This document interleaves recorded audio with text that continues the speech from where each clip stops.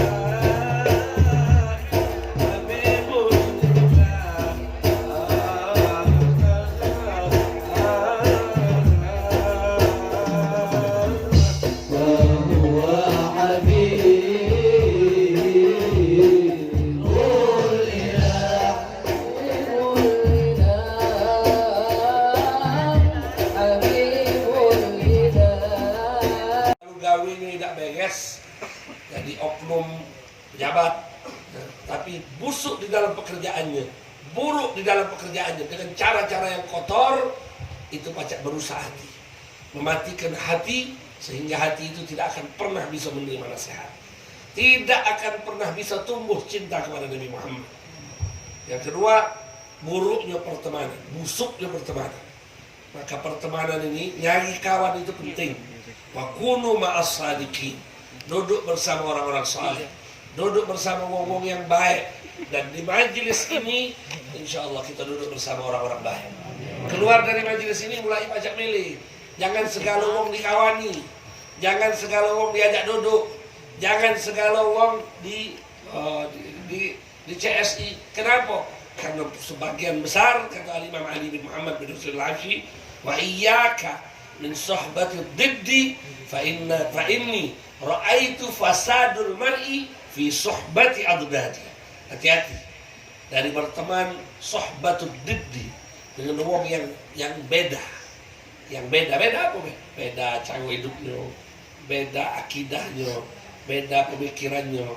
Ente ahlus sunnah wal jamaah duduk sama orang liberal, kata Habib Sahibul Maulid, iyyaka ra'aitu fasadul mar'i min sohbati adudadi. Aku lihat banyak orang rusak.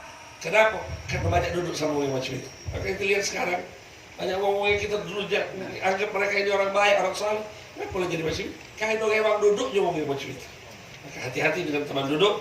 Busuknya pekerjaan dan busuknya pertemanan, buruknya pekerjaan dan buruknya pertemanan bisa merusak hati dan bisa menghancurkan hati kita sehingga tidak bisa menerima nasihat. Hadani Allah wa iyyakum ajma'in. Wal 'afwu minkum. Wassalamualaikum warahmatullahi wabarakatuh. Bismillahirrahmanirrahim. Assalamualaikum warahmatullahi wabarakatuh. Bocah lemes ya loh, lapar ya. Baru setengah 11 ini. Kumbang hitam, kumbang penyengat. Kalau nyengat sakit sekali. Kalau nyawab salam, tidak semangat. Kita ulangi sekali lagi. Assalamualaikum warahmatullahi wabarakatuh.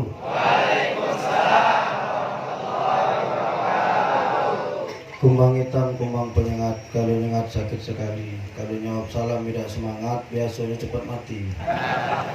Assalamualaikum warahmatullahi wabarakatuh. Waalaikumsalam warahmatullahi wabarakatuh. Allahumma salli wa sallim wa barik ala sayyidina Muhammad wa ala alihi walhamdulillahi rabbil alamin. Rabbi a'udzu bika min hamazati syayatin wa a'udzu bika rabbi yahdurun ma ba'du. Rabbi israh li sadri wa yassir li amri wa hlul 'uqdatam min lisani yafqahu qawli. Rabbi zidna ilman, Rabbi zidna ilman, Rabbi zidna ilman. Sadaqallahul azim. Al-mukarram wal muhtaramun, yang sama-sama kita hormati para orang tua, guru-guru, para pemuka agama, pemuka masyarakat, para alim, para ulama, para kiai, para habaib, para asatidzah, para guru-guru mulia yang tidak bisa saya sebutkan satu persatu yang berada di hadapan kita semua. Kita doakan mudah-mudahan guru-guru kita ini semuanya disehatkan oleh Allah Subhanahu wa taala. Umurnya dipanjangkan oleh Allah dan mudah-mudahan rezekinya diluaskan oleh Allah Subhanahu wa taala. Segenap panitia dan pembina Maulid Isrin yang insya Allah semuanya dimuliakan oleh Allah Subhanahu wa taala. Saibul Hajat Ustaz Abdul Khair, Mudir Makhad Nur Pastabikul Khairat Tegal Binangun. Insyaallah mudah-mudahan beliau umurnya dipanjangkan oleh Allah Subhanahu wa taala, badannya disehatkan dan rezekinya diluaskan oleh Allah Subhanahu wa taala. Ami Ali yang luar biasa di usia beliau tidak pernah absen melok Maulid Arba'in. Marba'in sudah tutup, nyambung Isrin. Jadi bayangkan kalau seumur beliau baik masih semangat, tadi kata Habib Mahdi naik motor ke Tegal Binangun sini, madai kamu yang masih muda-muda tidak semangat ikut maulid.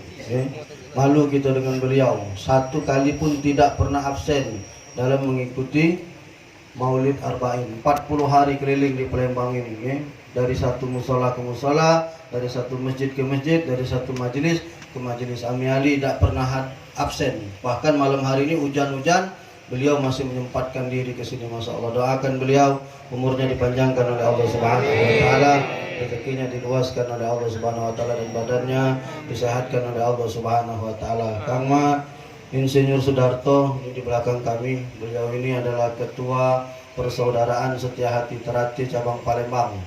Saya disahkan jadi pendekar tahun 97 waktu saya menempuh pendidikan di Pondok Pesantren Wali Songo Ponorogo. Jadi aku ini memang pendekarnya, bukan eca-eca. Baca di dajal. Iya, Abi Muhammad. Memang pendekarnya, bukan eca-eca. Aku dites nih, tanyalah Mas Sudarto ini. Ada kartu warganya. Tanggal 3 Juli. Hampir ini, maaf bola dari. Tidak refleks dan galak soalnya. Cara bersilat, kalau dewek mangkon kalau ada nampak cepat aku makan. Saya tanggal 3 Juni tahun 1997 disahkan jadi pendekar tingkat 1 Persaudaraan Sejati Terati setelah menempuh pendidikan 2 tahun. Belajarnya bukan cak di Palembang ini Pak, nyebrang sungai. Untuk ke tempat latihan itu dari pondok manjat pagar 4 meter, melompat ke bawah, nyebrang sungai dulu, baru sampai di tempat latihan.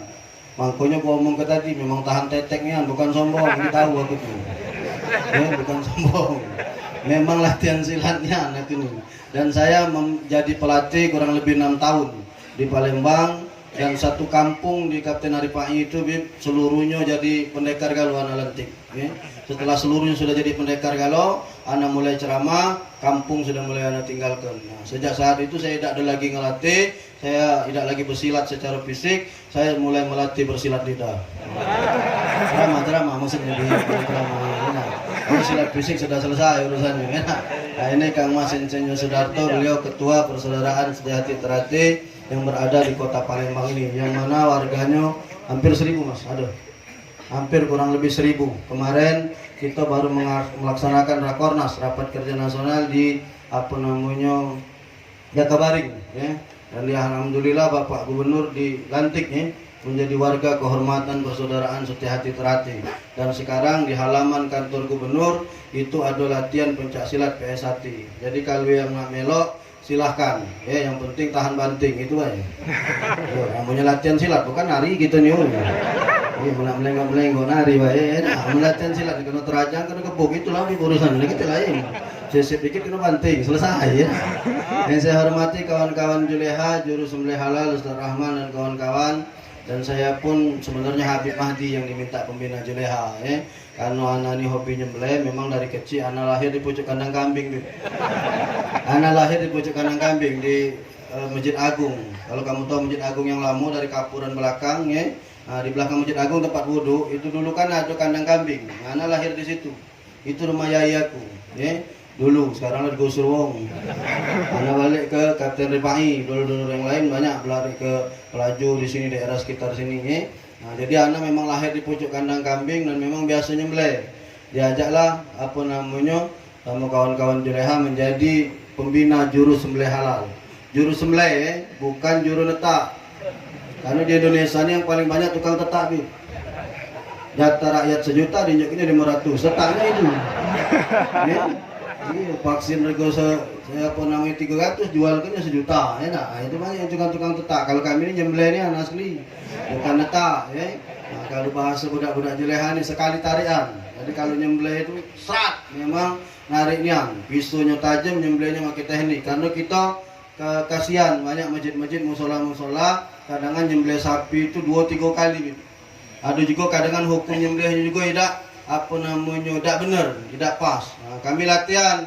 Nah, kalau nak beli sapi belum terbeli, kami latihannya di RPH, di tempat pemotongan hewan di Gandus. Jadi kalau kamu nak melok malam-malam, jaturi gabung dengan Juleha, ngawak golok dewek bermodal. Dia beli dengan Ustaz Abdul Hayy, jual golok itu, golok kalau di situ. Aku lah ceramah malam hari ini, lah disiapinnya golok untuk aku hadiah itu. Iya Bib. Nah, Ustaz, dua kita tanggung jawab, Habib minta aja kok. Lemah di sini golok kan, di situ tinggal ngembek baik. Bapak Ibu, para jamaah semua yang insya Allah dimuliakan oleh Allah Subhanahu Wa Taala, malam ini saya hanya melanjutkan tadi apa yang disampaikan oleh Habibana Mahdi bin Muhammad bin Ahmad bin Jen bin Sahab. Di awal tadi beliau menekankan tentang bab nasab, bahwa menjadi habaib, menjadi habib itu anugerah memang dari Allah. bukan buat-buatan. Tidak usahlah nak ngaku-ngaku jadi Habib, tidak usahlah. Kalau kita ni berkawan mak ini biarlah senang.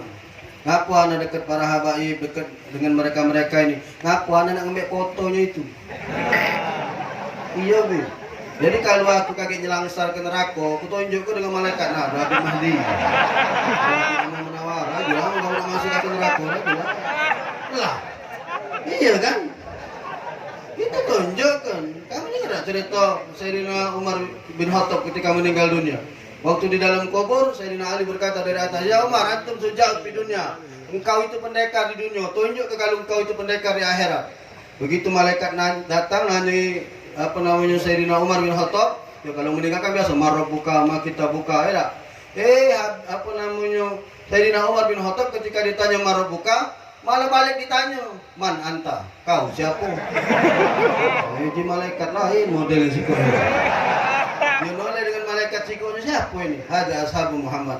"Ini sahabatnya Rasulullah." "Oh, jangan ditanya orang kau gitu." Kira-kira bayangannya mah itulah, ya.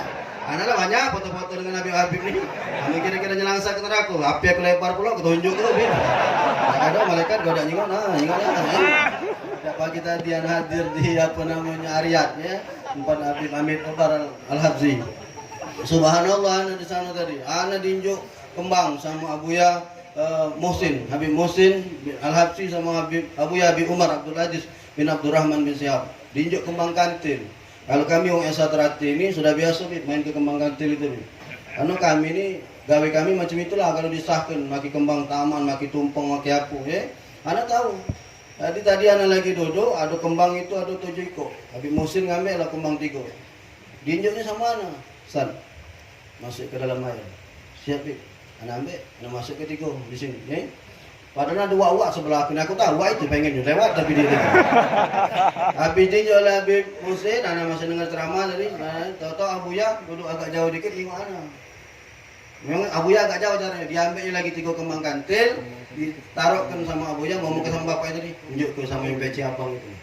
Tunjuk ke sama Ustaz Ali katanya. Tunjuk ke sama anak masuk ke lagi Namiko. Tadi balik, anak taruh kembang kantil itu di dalam wadah. Kembang, ya, tunjuk air, tunjuk mangkok. Subhanallah, maghrib anak kesini tadi, bunga itu berkembang, ya. Itu biasanya isaro, pertanda baik, bakal dapat golok bagus malam itu. Itu isyarat begitu, aku tak tahu itu isyarat itu tuh. Ustaz Abdul Khair tahu, tak mungkin dia mengingkari masalah itu, ya. Tak mungkin masing-masing golok tunjuknya malam ini. Mengganti itu tuh. Untuk menjadi habaib itu anugerah. Tak usahlah kita nak minta-minta. Kita bisa dekat dengan mereka-mereka ini sudah subhanallah, sudah luar biasa, ya. Kenapa kita bisa duduk dengan beliau, dengan mereka-mereka ini juriat langsung Rasulullah SAW? Karena di tubuh mereka ini mengalir darahnya Rasulullah SAW. Kamu ini keturunan Nabi juga, Nabi Adam, Nabi. Iya kan, keturunan Nabi gitu, Nabi Adam. Kalau mereka-mereka ini memang di darah mereka ini ada mengalir darah Rasulullah SAW. Di dalam hadis yang diriwayatkan oleh Imam Tabrani dan Al-Hakim dikatakan bahwa Rasul SAW bersabda, andai kata ada seorang lelaki, dia berdiri di antara Hajar Aswad dengan makam Ibrahim, lalu dia melaksanakan sholat dan berpuasa, lalu dia meninggal dunia, tapi di hatinya ada terbersit benci dengan keturunan juriat Rasul, dakhalan nar, maka mereka akan masuk neraka. Jangan main-main, Bang, ya. Jangan main-main. Memang para habaib, para kiai ini kalau disakiti mereka tidak pernah balas. Kamu tahu tak, Syekh Ali Jabir yang pernah kena tujah di Lampung. Padahal beliau besar tinggi, melawan, hebat, tapi beliau tidak balas, ngadu tidak, ngelapor tidak. Kenapa? Karena mereka sedang meneladani akhlaknya Rasulullah. Rasul SAW kalau disakit tidak pernah balas. Pengemis tua butuh agama Yahudi yang tiap hari diunjuk makan sama Rasul, tiap hari ngatai Rasulullah. Apa dibalas sama Rasul? Tidak. Waktu Rasul meninggal dunia, dia tahu yang nyuapinya itu Rasulullah, dia gemeteran, berdiri dan berkata kepada Abu Bakar, bimbing aku bersahadat, aku ingin mengikuti agamanya Muhammad. Ada seorang wanita Yahudi yang setiap hari ngeludahi Rasulullah, tidak pernah dibalas. Didiamkan baik sama Rasulullah, Pak. Ketika perempuan itu sakit, Rasulullah yang datanginya pertama kali. Lu ada kamu? Wong nyakiti kita, ngino kita, sakit, kita duluan datanginya. Kalau kita kena racun tikus, bibir itu jangan mah. Kalau kecil kutas ngentaknya. Nyakit kita tiap hari. Tetapi apa yang dilakukan Rasulullah? Dibiarkan sampai dia sakit. Rasulullah yang datangi pertama kali masuk dia. Apa yang kemudian terjadi? Perempuan Yahudi ini bersahadat mengikuti agamanya Muhammad. Penduduk Taif ketika Rasul hijrah ke sana, mereka mabiti Rasulullah SAW. Sampai Rasulullah terluka. Malaikat penjaga gunung murka, ya Muhammad, biarkan gunung ini kami angkat, kami timpa ke dengan penduduk Taif ini. Apa kata Rasulullah? Jangan. Mungkin kage ada anak keturunan mereka bakal beriman kepada Allah Subhanahu wa taala. Apa buahnya? Sekarang penduduk Taif semuanya memeluk agama Islam. Coba kalau gunung diangkat ke ditimpa ke, selesai penduduk Taif itu, Pak. Habis. Kamu cak Tegal Binangun ini lah kira-kira, ya. Bangsa ditimpa ke gunung, punah kan orang Tegal Binangun ini. Katik keturunannya Ustaz Abdul Rahim. Asli Ustaz, aku nyelamat ke goloknya dulu yang penting. Golok tuh tapi bina ujung-ujung ceramah. Arahnya itu memang ke sana soalnya, enak. Bapak Ibu yang dimuliakan oleh Allah, kawan-kawan semua, ya, bahwa mereka ini ketika disakiti bukan tidak melawan. Para habaib, para kiai ketika mereka disakiti, difitnah, bukan tidak melawan, tapi mereka sedang meneladani akhlak yang diajarkan oleh kakek beliau, oleh kakek-kakek mereka. Tinggal kita nila berpikir, kamu nak pengen apa sejarah berulang? Lupa kita nyakiti kiai, Pak. Tahu dengan Buya Hamka? Buya Hamka itu pernah dipenjara 2 tahun oleh Insinyur Soekarno, Pak, Presiden pertama Republik Indonesia. Tapi begitu meninggal dunia, Buya Hamka lah yang kemudian menjadi imam, mengimami sholat jenazahnya Bung Karno. Jadi jangan galak nyakiti ulama, jangan galak nyakiti kiai. Kakek sejarah berulang, kamu mati siapa nak ngimami kamu? Kamu mati siapa? Ustaz-ustaz nila nah, habib-habib nila, kiai-kiai nila yang bakal ngimami kita. Mangkonya parai mereka ini. Kamu kalau mati yang dicari siapa? Apa namanya? Pak RT, lurah, camat, wali kota, gubernur, menteri, presiden. Siapa yang dicari kalau mati? Ustaz, habib, kiai. Nah kata Ustaz, tolong Ustaz, bapak aku mati Ustaz, imami. Kau tu lah juga imami. Jangan Ustaz tu lah. Oh dalam hati ku mati kau unjuk ke kami, waris kau membeknya macam ni. Ini tak ada macam itu. Waris dia ngantak ini bapak suruh kita ngimami, cuma dalam hati tak ada ngomong ke. Artinya kita ini bapak-bapak, kawan-kawan semua berpikir dulu, ya. Jangan kita menigo nak memusuhi para ulama, nak memusuhi para kiai. Apalagi zaman sekarang nih Pak, ngacu aruk ya Pak. Aku macu Quran baik Pak, ya. Tak pernah aku nemu ke kalimat Allah manggil Rasulullah dengan ucapan Muhammad. Selalu ya ayuhan Nabi, ya ayuhan Rasul. Allah yang menciptakan Rasulullah memunyuk Rasulullah SAW. Zaman sekarang adu kiai katanya dokter ngomong ke Rasulullah berondong. Itu bukan wong main-main Pak, wong hebat. Memang kita ini Beb, kalau kelewat pinter galak jadi buyang. Ana perhatikan ya Pak. Wong kalau sudah kelewat pinter galak jadi lolo. Tak kati ustaz-ustaz yang diunjuk Pak selama corona ini. Mereka berejo dewek-dewek, aman-aman baik. Santai-santai baik, hidup-hidup baik. Nabi Mahdi tambah gemuk macam ni. Selama corona. Nambah 20 kilo nah. Corona 2 tahun nambah 20 kilo Bin. Hai cacam ditambah arba'in dengan istri ini pula nambah 30. Pikul setengah macam ni. Mereka lah orang-orang paling ikhlas. Dulu ketika negeri kita ini diserang oleh kelompok-kelompok komunis, siapa yang menyelamatkan negeri ini? Siapa yang memerang mereka? Kiai-kiai dari pondok pesantren. Ketika para komunis selesai ditumpah, apa kiai-kiai ini ngambil kedudukan dan jabatan di negeri ini? Tidak, mereka balik lagi ke pesantren.